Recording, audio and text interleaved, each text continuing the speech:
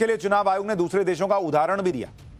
जैसे भारत में साल 1951 में हुए चुनाव से अब तक के सभी चुनावों की रिपोर्ट चुनाव आयोग की वेबसाइट पर मौजूद है।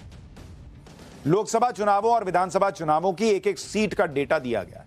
जबकि दूसरे लोकतंत्रों की बात करें तो ब्रिटेन, यूके में चुनाव आयोग की वेबसाइट पर सिर्फ साल 2015 में हुए संसदीय चुनाव का डेटा दिया गया है।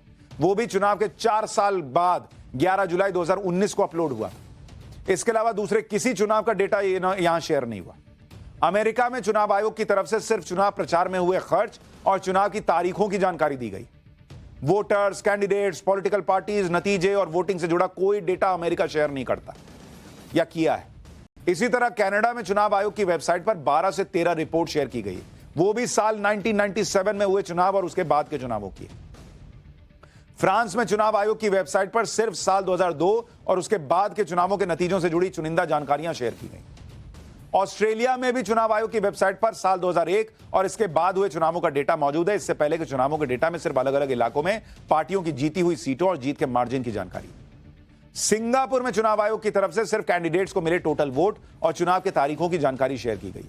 यह सारी जानकारी भी साल 1993 और उसके बाद हुए चुनावों की है, उससे पहले की कोई जानकारी नहीं।